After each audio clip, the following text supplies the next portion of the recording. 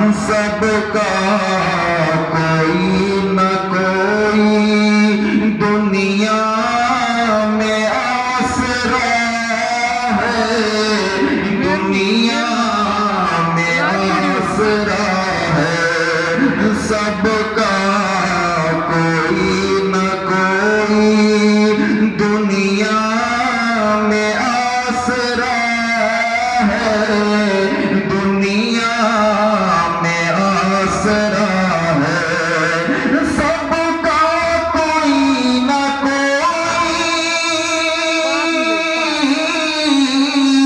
دنیا میں آسرا ہے، دنیا میں آسرا ہے، میرا بجز تمہارے، میرا بجز تمہارے کوئی نہیں سہارا، کوئی نہیں سہارا، میرا بجز تمہارے کوئی نہیں سہارا، کوئی نہیں سہارا۔ اور یہ شعر حضرت علامہ مولانا امجد علی صاحب قبلہ کے حوالے سے آپ لوگوں کے گوش گزار کر رہا ہوں، سماعت فرمائے۔ میری خالی جھولی بھر دو ورنہ کہے گی دنیا، ورنہ کہے گی دنیا، میری خالی جھولی بھر دو ورنہ کہے گی دنیا، ورنہ کہے گی دنیا، میری خالی جھولی بھر دو ورنہ کہے گی دنیا، ورنہ کہے گی دنیا، غوث الورا کا منگتا، غوث الورا کا منگتا پھرتا ہے مارا مارا، پھرتا ہے مارا مارا، ایسے سخی کا منگتا پھرتا ہے مارا مارا، پھرتا ہے مارا مارا، صبح پیدا میں ہوئی بنتا ہے بارہ نور کا، صدقہ لینے نور کا آیا ہے تارا نور کا، باغ پیدا میں سہانا پھول پھولا نور کا، مست بو ہے بلبلیں پڑتی ہے کلمہ نور کا، میں لگا تو بادشاہ بھارت پیارا نور کا، نور کی سرکار سے پایا بشارہ نور کا، اے مبارک تم کو زندور جوڑا نور کا، اے رضا کی رحمت نوری کا فیض نور ہے، اے کہیں میری غزل پڑھ کر قصیدہ نور کا درود پاک پڑھے، اللہم صلی علی سیدنا مولانا محمد وعلی الجود والکرم وعلی آلہ وبارک وسلم، صلاۃ و سلام علیک یا رسول اللہ صلی اللہ تعالی علیہ وسلم۔ حضرات، ہم اہل سنت والجماعت کا یہ عقیدہ ہے کہ ہم انبیاء کرام علیہم السلام یا اولیاء اعظام رضی اللہ تعالی عنہم کی بارگاہ میں یا عام ہو یا خاص مومنین و مومنات، مسلمین و مسلمات کی ارواح کو جب ایصال ثواب کرتے ہیں تو ان کو پہنچتا ہے، اور ہمارا عقیدہ یہ بھی ہے کہ اولیاء اللہ سے مدد مانگنا چاہیے۔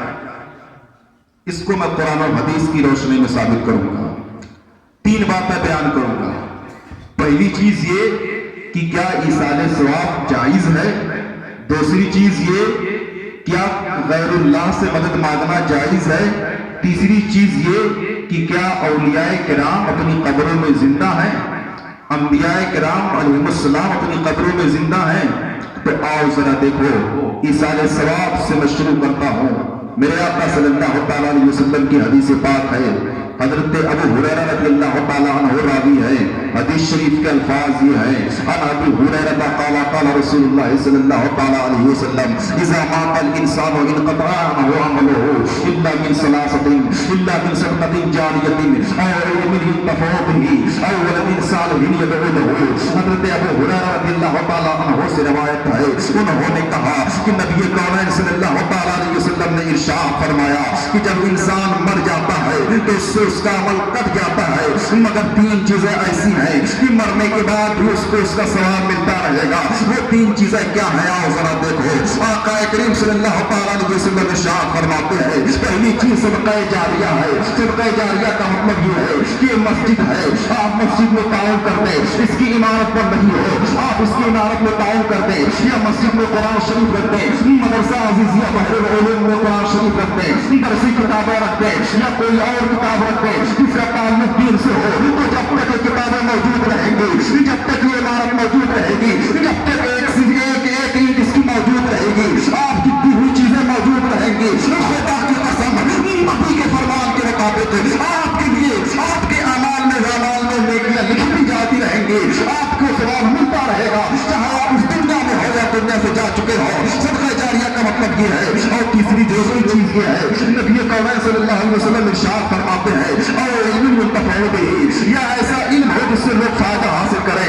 مطلب آپ کو درسی کتاب لکھ جائے، کوئی فقہی کتاب لکھ جائے، جیسا کہ ہمارے محترم حضرت اللہ مولانا امجد علی صاحب کئی کتابیں لکھ چکے ہیں، اس طرح سے آپ دینی کتاب لکھ دیں، فقہی کتاب لکھ دیں، تو جب تک یہ کتابیں موجود رہیں گی، آپ کے نامہ اعمال میں نیکیاں لکھی جاتی رہیں گی۔ آپ چاہے اس دنیا میں ہو یا قبر میں ہو، اگر آپ نے نیک عمل کیا ہے، اپنے پیچھے ایسا علم چھوڑا ہے جس سے لوگ فائدہ حاصل کریں، تو آپ کو اس کا ثواب ملتا رہے گا، چاہے آپ دنیا میں ہو چاہے آپ قبر میں ہو۔ اللہ اکبر۔ نبی ارشاد فرماتے ہیں تیسری چیز کیا ہے؟ اور ولد صالح يدعو له، یا نیک لڑکا ہو جو ماں باپ کے حق میں دعائے خیر کرے۔ آپ غور فرمائیں، نیک لڑکا ہے، ماں باپ کے لیے دعائے خیر کر رہا ہے، تو اس کا ثواب ماں باپ کو پہنچے گا۔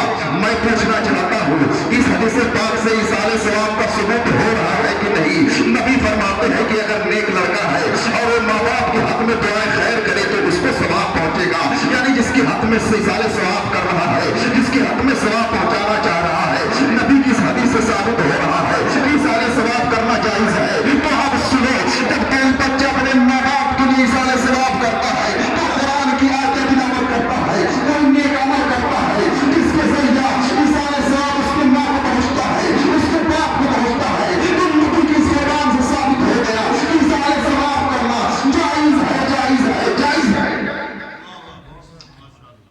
آقا کریم صلی اللہ علیہ وسلم ایک دوسرے موقع پر ارشاد فرماتے ہیں، اس حدیث پاک سے ایصال ثواب کا ثبوت ہوتا ہے۔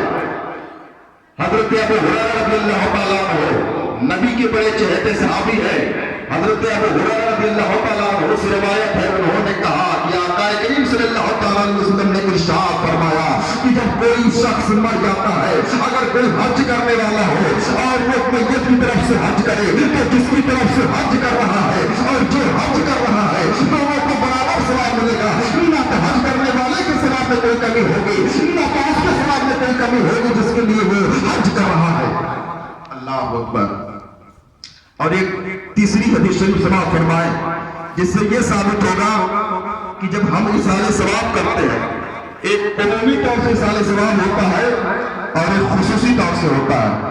عمومی طور کا مطلب یہ ہے جیسے ہم کہہ دیں کہ انبیاء کرام کو اس کا ثواب پہنچے، اولیاء اعظام کو اس کا ثواب پہنچے، اور خصوصی طور کا مطلب یہ ہے کہ ہم نام لے کر کہیں حضور محمد رسول اللہ صلی اللہ علیہ وسلم کو اس کا ثواب پہنچے، یا یوں کہیں حضور غوث اعظم کی بارگاہ میں اس کا ثواب پہنچے۔ اس طرح سے بھی ایصال ثواب کرنا جائز ہے، چاہے وہ خصوصی طور سے ہو یا عمومی طور سے ہو۔ خصوصی طور سے بھی ایصال ثواب کرنا جائز ہے، اس کی بھی حدیث شریف سماعت فرمائے۔ حضرت سعد بن عبادہ رضی اللہ تعالیٰ عنہ سے روایت ہے، حضرت سعد بن عبادہ نبی کی بارگاہ میں حاضر ہوتے ہیں، عرض کرتے ہیں یا رسول اللہ صلی اللہ تعالیٰ علیہ وسلم، میری والدہ کا انتقال ہو چکا ہے، میرے آقا میں چاہتا ہوں کہ کوئی ایسا عمل کرو جس سے میری والدہ کو ہوئے نبی فرماتے ہیں کہ جاؤ کنواں کھود دو اور اس کو مثال ثواب کے طور پر اپنی ماں کے لیے وقف کر دو. تو اللہ کے حبیب صلی اللہ علیہ وسلم حدیث شریف میں فرماتے ہیں الماء، ماں کا مطلب ہوتا ہے پانی. نبی نے پانی کی طرف اشارہ کر دیا. حضرت سعد بن عبادہ رضی اللہ تعالیٰ عنہ کنواں کھودتے ہیں. حدیث شریف کے الفاظ یہ ہے فحفر بئرا وقال هذه لأم سعد. حضرت سعد بن عبادہ رضی اللہ تعالیٰ عنہ نے کنواں کھود دیا اور کنواں کھودنے کے بعد آپ نے ارشاد فرمایا کہ اس کنویں کا پانی سعد کی ماں کے لیے ہے. میں پوچھنا چاہتا ہوں کہ حضرت سعد بن عبادہ رضی اللہ تعالیٰ عنہ نبی کے سامنے ہے اور نبی کے سامنے یہ عرض کر رہے ہیں کہ اس کنویں کا پانی سعد کی ماں کے لیے ہے. جب نبی کے سامنے حضرت سعد بن عبادہ رضی اللہ تعالیٰ عنہ نے یہ جملہ کہا تو نبی نے منع نہیں کیا. اس سے پتہ چلتا ہے کہ عمومی طور سے بھی سارے ثواب کرنا جائز ہے، خصوصی طور سے بھی سارے ثواب کرنا جائز ہے.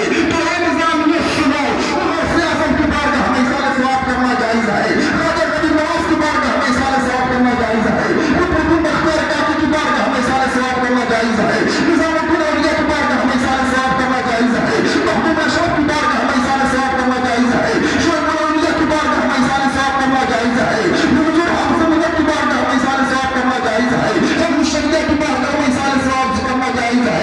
اور سنو سنو حضور خطیب ابراہیم سیدنا صوفی نظام الدین رحمہ اللہ رضوان کی بارگاہ میں سارے ثواب کرنا جائز ہے.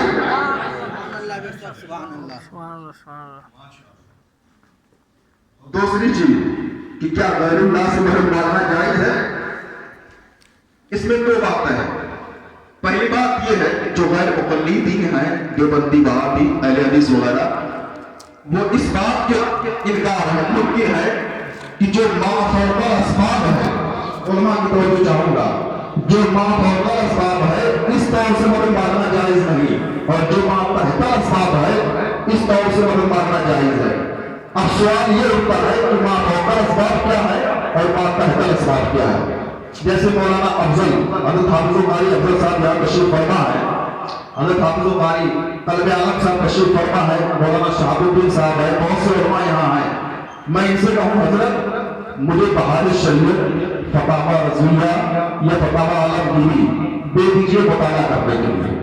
اب یہ حضرت مجھے وہ کتاب مطالعہ کرنے کے لیے دے دیے تو انہوں نے جو مدد کی میری کتاب پڑھنے کے لیے اس کو ما تحت الاسباب دیتے ہیں. اب ہم حضور غوث اعظم کے بارگاہ پہ حاضر ہوں اور ان سے کہیں حضور یہ فلاں شخص عیاندہ ہے، اس کے آنکھوں پر آپ ہاتھ پھیر دیجیے تاکہ اس کو بینائی آ جائے. اب حضور غوث اعظم رضی اللہ تعالیٰ عنہ اس اندھے کے چہرے پر ہاتھ پھیر دیتے ہیں اور اس کو بینائی واپس آ جاتی ہے، اس کو روشنی نصیب ہو جاتی ہے، تو اس کے ما فوق الاسباب کہتے ہیں. اب پاس میں بیانی ما فوق الاسباب کی. تو اب ذرا دیکھو دونوں صورتوں سے مدد مانگنا جائز ہے. اللہ رب العزت نے اس کی اجازت کی ہے. میں قرآن سے بھی ثابت کروں گا اور حدیث سے بھی ثابت کروں گا. دیکھو حضرت ابو ہریرہ رضی اللہ تعالیٰ عنہ نبی کے بڑے چہرے صحابی ہے، نبی کی بارگاہ میں حاضر ہوئے. شروع میں ابتدائی دور میں آپ کا حافظہ بڑا کمزور تھا، آپ کی میموری بڑی ویک تھی. آپ صلی اللہ تعالیٰ علیہ وسلم کی بارگاہ میں حاضر ہوتے ہیں، عرض کرتے ہیں یا رسول اللہ صلی اللہ تعالیٰ علیہ وسلم میرا حافظہ بڑا ضعیف ہے، میرے آقا میرا حافظہ بڑا کمزور ہے، آقا آپ کرم فرمائے. سرکار صلی اللہ تعالیٰ علیہ وسلم نے اپنی چادر شریف کو بچھا دی. نبی ارشاد فرماتے ہیں کہ ابو ہریرہ بیٹھ جاؤ. حضرت ابو ہریرہ رضی اللہ تعالیٰ عنہ بیٹھ گئے. سرکار صلی اللہ تعالیٰ علیہ وسلم نے اپنے دو دستے مبارک کو اس طرح سے ملایا اور چلو بنا کر سرکار نے چادر شریف کو اپنے ہاتھ پہ ڈال دیا. پھر نبی نے ابو ہریرہ سے کہا اے ابو ہریرہ چادر کو اپنے سینے سے لگا لے. اب جب حضرت ابو ہریرہ نبی اکرم صلی اللہ علیہ وسلم کے فرمان کے مطابق چادر کو اپنے سینے سے لگاتے ہیں تو ان کی یادداشت اتنی مضبوط ہوتی ہے، اتنی مضبوط ہوتی ہے. علماء یہاں بیٹھے ہوئے ہیں، اگر آپ ان سے پوچھیں تو وہ بتائیں گے اگر سب سے زیادہ کسی سے حدیث روایت ہے، کسی سے حدیث مروی ہے تو حضرت ابو ہریرہ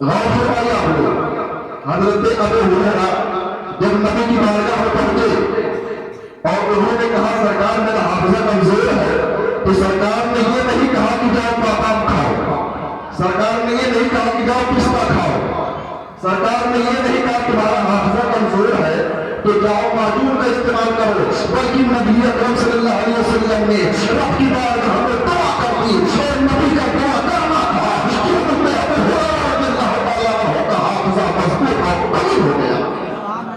اب بات سمجھ میں آ گئی ماتا کو اسماء و ماتا کا اسماء۔ آؤ اب دیکھنا یہ ہے، ایک حدیث شریف سے ثابت ہو گیا کہ غیر اللہ سے مدد مانگنا جائز ہے۔ ایک حدیث اور سماعت کریں۔ میرے آقا صلی اللہ تعالیٰ علیہ وسلم کے صحابہ تشریف فرما ہے، قحط سالی کا عالم ہے، صحابہ دعا کر رہے ہیں پروردگار بارش فرما دے، میرے مولا بارش فرما دے۔ صحابہ کرام رضی اللہ تعالیٰ عنہم دعا کرتے چلے جا رہے ہیں مگر بارش نہیں ہو رہی ہے۔ اب صحابہ کرام پریشان ہو گئے، نبی کی بارگاہ میں حاضر ہوتے ہیں، عرض کرتے یا رسول اللہ صلی اللہ تعالیٰ علیہ وسلم بارش نہیں ہو رہی ہے، میرے آقا ہماری کھیتیاں سوکھ رہی ہیں، ہمارے درخت سوکھ رہے ہیں، یا رسول اللہ ہمارے پھل سوکھ جا رہے ہیں، میرے آقا دعا فرما دے ورنہ ہم بھوکے مر جائیں گے۔ آقا کریم صلی اللہ تعالیٰ علیہ وسلم نے رب کی بارگاہ میں دست سوال کو براز کر دیا۔ نبی کا رب کی بارگاہ میں دست سوال کو براز کرنا تھا کیونکہ آسمان پر بادل پہاڑ کی مانند بادل چھانے لگے اور دیکھتے ہی دیکھتے بارش شروع ہو گئی اور اس قدر بارش ہوئی، اس قدر بارش ہوئی کہ صحابہ کرام میں آئے تھے کہ قحط سالی کے شکار تھے مگر جب نبی کی بارگاہ سے جا رہے ہیں تو سیراب ہو کر کے جا رہے ہیں، نبی سے نبی کی بارگاہ سے جا رہے ہیں تو گھٹنوں پر پانی نظر آ رہا ہے۔ میں کہنا چاہتا ہوں کہ صحابہ کرام رضی اللہ تعالیٰ عنہم کا جو عقیدہ تھا کہ ہم دعا کر رہے ہیں مگر رب کی بارگاہ میں قبول نہیں ہو رہی ہے، نبی کونین اللہ کے مقرب نہیں ہے، اللہ کے محبوب ہے، اگر یہ دعا کر دیں گے تو بارش ہو جائے گی۔ آج یہی ہمارا عقیدہ ہے، ہم رب کی بارگاہ میں دعا کریں دعا قبول ہوگی یا نہیں ہوگی اس کی گارنٹی نہیں ہے، لیکن جب ہم رب کی بارگاہ میں حضرت ختم ابراہیم صوفی نظام الدین علیہ رحمۃ اللہ کا وسیلہ پیش کر کے دعا مانگیں گے تو رب تعالیٰ دعا کو رد نہیں کرے گا، رب تعالیٰ فوراً دعا کو قبول کرے گا۔ جو صحابہ کا عقیدہ تھا وہی آج ہمارا بھی عقیدہ ہے۔ ہم صحابہ کے طریقے پہ چل رہے ہیں، نبی نے ارشاد فرمایا تھا اہتدیتم اگر تم صحابہ کی اتباع کرو گے تو ہدایت پا جاؤ گے۔ صحابہ کے عقیدے پر کون ہے؟ صحابہ کے عقیدے پر ہم اور آپ ہیں۔ صحابہ نے دعا کی، بارش نہیں ہوئی، کہاں گئے؟ نبی کی بارگاہ میں۔ آج ہمارے پاس انبیاء کرام صلی اللہ علیہ وسلم ظاہری حیات میں نہیں ہے تو ہم انبیاء کرام کی بارگاہ میں پہنچتے ہیں۔ میں نے دعویٰ کیا تھا کہ میں قرآن اور حدیث سے ثابت کروں گا، حدیث شریف سے انبیاء کرام کے بارے میں ثابت کر دیا، اور انبیاء کرام کے بارے میں حدیث شریف سے سنیے کہ اللہ رب العزت کہ حبیب صلی اللہ علیہ وسلم نے ارشاد فرمایا کہ اولیاء اللہ سے مدد مانگنا جائز ہے۔ طبرانی کی روایت ہے، آقا کریم صلی اللہ علیہ وسلم ارشاد فرماتے ہیں کہ جب تک چمکتا ہوا چہرہ دیکھو، دمکتا ہوا چہرہ دیکھو، جب تم ایسا چہرہ دیکھو جس چہرے کو دیکھ کر خدا یاد آ جائے تو پھر مجھ سے اپنی ضرورتیں پوری کروایا کرو، مجھ سے اپنی حاجتیں مانگا کرو، بے شک تمہاری ضرورتوں کو پوری کریں گے کیونکہ اللہ رب العزت نے میری رحمت کا حصہ میری امت کے اولیاء میں رکھا ہے۔ آخری دعویٰ، آخری بات، میں نے دعویٰ کیا تھا کہ قرآن سے ثابت کروں گا کہ صوفی نظام الدین علیہ رحمہ اپنی قبر میں زندہ ہے۔ قرآن سے ثابت کروں گا کہ صوفی نظام الدین علیہ رحمہ اپنی قبر میں زندہ ہے۔ اے نظام میں فخر کرو، تمہارے مرید کا حال یہ ہے کہ جب یہ حیات اپنی زندہ تھے ہماری نظروں سے پوش ہو گئے ہیں، ہماری نظروں سے چھپ گئے ہیں کہ دیوا حیات ہے۔ لیکن یہ سمجھنے کے لیے آخری بات ہے، اسی کو سمجھ لیجئے اور اس کے بعد میں رخصت ہو جاؤں گا کہ اولیاء کرام حضرت صوفی نظام الدین علیہ رحمہ زندہ ہے۔ عربی کی ایک اصطلاح ہے دلالت النص، علماء اچھے سے سمجھتے ہیں اس کو، لیکن آپ لوگوں کے سمجھنے کے لیے میں اس کو بتا دیتا ہوں۔ دلالت النص کا مطلب یہ ہے جب کوئی بات کرے، جیسے میں کوئی بات کہہ رہا ہوں تو میری بات سن کر آپ لوگ فوراً کوئی نتیجہ نکالتے ہیں، کوئی دوسری بات آپ لوگوں کو سمجھ میں آئے یہ بہت آسان طریقے سے میں سمجھا رہا ہوں، ورنہ کتابوں میں دوسری طریقے سے اس کی تعریف کی گئی ہے۔ تو دلالت کا مطلب یہ ہے جب میں کہوں کہ آج پروگرام ہے، میں پروگرام کا لفظ استعمال کروں تو آپ لوگوں کے ذہن میں جوڑ آ جائے گا کہ جب پروگرام ہے تو وہاں قرآن کی تلاوت ہوگی، پروگرام ہے تو نعت خوانی ہوگی، پروگرام ہے تو تقریر ہوگی، یہ ساری بات آپ کے بہت ذہن میں آ جائے گی، اسی کو تلاوت بس کہتے ہیں۔ اب دیکھیے اللہ رب العزت قرآن میں فرماتا ہے وَلَا تَقُلْ لَهُمَا اُفٍّ وَلَا تَنْهَرْهُمَا، ماں باپ کو کچھ تک نہ کہو۔ اللہ رب العزت نے قرآن میں منع کیا ہے کہ ماں باپ کو کچھ نہ کہو اور نہ انہیں جھڑکو۔ اب اگر کوئی کہے کہ اللہ تعالیٰ نے کچھ کہنے سے منع کیا ہے لہذا ماں باپ کو گالی دی جا سکتی ہے، مارا جا سکتا ہے، تو آپ کیا کہیں گے؟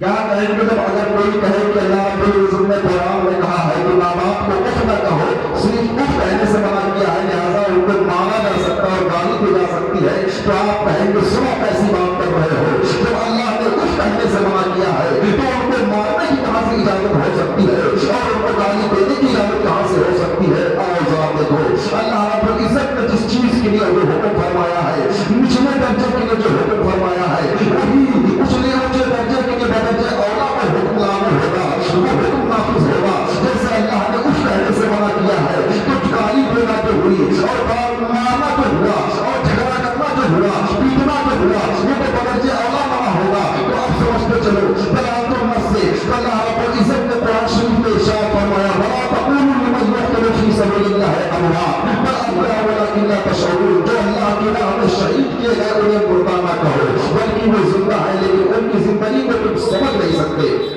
دیکھیے اللہ نے کیا شہیدوں کو مردہ کہنے سے منع کیا، اب شہید سے جس کا بڑا مرتبہ ہوگا وہ بدرجہ اولا زندہ ہوگا۔ اللہ نے جب شہید کو منع کیا ہے مردہ کہنے سے تو جس کا درجہ شہید سے بڑا ہوگا بدرجہ اولا اس کو مردہ کہنا منع ہوگا۔ تو اب پتہ یہ کرنا ہے کہ شہید سے بڑھ کر کس کا مرتبہ؟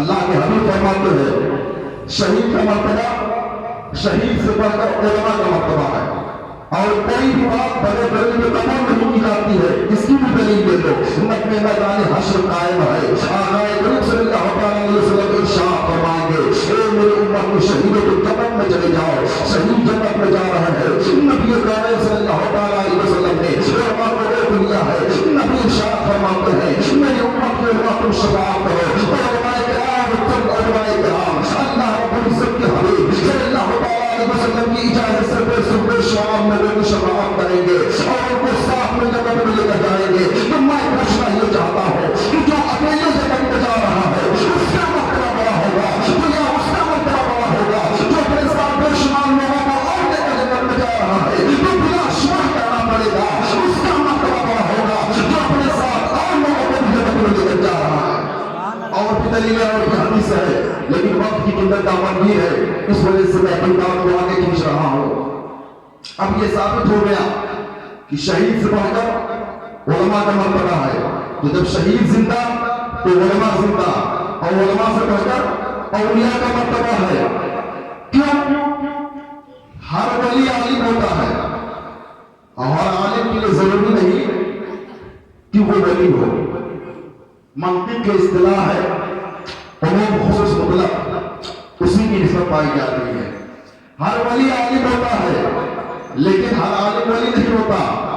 تو ولی کے اندر دو چیزیں پائی گئی، ایک تو علم پایا گیا، دوسری ولایت پائی گئی۔ تو ولی بدرجے اولا شہید سے بھی بڑھ کر ہوگا اور علماء سے بھی بڑھ کر ہوگا۔ تو جب شہید زندہ ہے تو علماء بھی زندہ ہے، جب علماء بھی زندہ ہے تو اولیاء بھی زندہ ہے۔ میں نام لے کر کہہ رہا ہوں غوث اعظم زندہ ہے، خواجہ غریب نواز زندہ ہے، قطب الدین بختیار زندہ ہے، بابا فرید الدین کاشغر زندہ ہے، چراغ الدین اولیاء زندہ ہے، نظام الدین اولیاء زندہ ہے، چراغ الدین دہلوی زندہ، چراغ دہلوی زندہ ہے، قطب الدین بختیار زندہ ہے، محمد اشرف زندہ ہے، شیخ الاولیاء زندہ ہے، صدر الشریعہ زندہ ہے، حضور حافظ زندہ ہے۔ اتنا ہی نہیں، ایک سنو خمولیہ کے مسلمانوں سیدنا خطیب ابراہیم صوفی نظام الدین علیہ رحمۃ اللہ زندہ ہے، زندہ ہے، زندہ ہے۔ سبحان اللہ بے شک سبحان اللہ تکبیر، نعرہ رسالت، یا رسول اللہ منٹ آخری بات حضرت مولانا ندوی صاحب، تفسیر میں سب سے بہتر اور سب سے معتبر تفسیر وہ مانی جاتی ہے جس میں قرآن کی تفسیر قرآن سے ہو، تفسیر القرآن بالقرآن، قرآن کی تفسیر قرآن سے ہو۔ آپ دیکھیے اللہ رب العزت قرآن میں فرماتا ہے اہدنا الصراط المستقیم، اے اللہ ہمیں سیدھا راستہ چلا۔ اب سوال یہ ہوتا ہے کہ سیدھا راستہ کیا ہے؟ غور سے سنیے، آخری بات ہے، بہت نقطے اور پوائنٹ کی بات ہے۔ اللہ کیا فرماتا ہے؟ اہدنا الصراط المستقیم۔ اس کا مطلب یہ حضرت کی بارگاہ میں عرض کرے مولا ہمیں سیدھا راستہ چلا۔ اب سوال یہ ہوتا ہے کہ سیدھا راستہ کیا ہے؟ تو اللہ خود قرآن میں فرماتا ہے صراط الذین انعمت علیہم، سیدھا راستہ وہ ہے جس پر اللہ کا انعام ہے۔ پتہ چل گیا کہ پہلے یہ سوال اٹھتا ہے کہ سیدھا راستہ کیا ہے؟ اللہ نے کہا کہ ہم اللہ کی بارگاہ میں دعا کرتے ہیں سیدھے راستے پر چلا۔ پھر سوال اٹھتا ہے کہ سیدھا راستہ کیا ہے؟ تو ہم فرماتا ہے صراط الذین انعمت علیہم، سیدھا راستہ وہ ہے جس پر اللہ کا انعام ہے۔ پھر سوال یہ اٹھتا ہے کہ وہ کون لوگ ہے، وہ کون سا راستہ ہے کہ جس پر انعام ہے؟ تو اللہ قرآن میں ہم فرماتا ہے انعم اللہ علیہم من النبیین والصدیقین والشہداء والصالحین، سیدھا راستہ وہ ہے جو سیدھا راستہ پر اپنی انعام کرتا ہے۔ نبیین پر انعام ہے، صدیقین پر انعام ہے، شہداء پر انعام ہے، صالحین پر انعام ہے، اور جس پر انعام ہے وہی صراط مستقیم ہے، اور جو صراط مستقیم ہے وہی پر انعام ہے۔ تو ہم نام سن کر چنتے ہوئے چلو، ایک وضاحت کے ساتھ سنو اور تفصیل کے ساتھ سنو کہ انعام کس پر ہے؟ انعام ہے نبی کے قولین پر، انعام ہے صدیق اکبر پر، انعام ہے فاروق اعظم پر، انعام ہے عثمان غنی پر، انعام ہے میرائے کائنات پر، انعام ہے امام حسن پر، انعام ہے امام حسین پر، انعام ہے امام عسکری پر، انعام ہے موسیٰ کاظم پر، انعام ہے امام باقر پر، انعام ہے غوث اعظم پر، انعام ہے خواجہ غریب نواز پر، انعام ہے قطب بن بختیار کاکڑی پر، انعام ہے مخدوم اشرف پر، انعام ہے شیخ الاولیاء پر، انعام ہے نظام الدین اولیاء پر، انعام ہے صدر الشریعہ پر، انعام ہے حضور حافظ ملت پر، اور سنو انعام ہے حضور خطیب ابراہیم صوفی نظام الدین علیہ رحمۃ اللہ کی ذات پر۔ آخری بات کرنا چاہتا ہوں کہ ایک دنیا کے مسلمانوں، اگر کل تم سے کوئی یہ پوچھے کہ کیا کیا کل رات کو جشن خطیب ابراہیم منعقد کیا گیا تھا، تو کہو گے نہیں، صرف خطیب جشن خطیب ابراہیم نہیں تھا بلکہ جشن صراط مستقیم بھی تھا۔ الحمد للہ رب العالمین، السلام علیکم ورحمۃ اللہ۔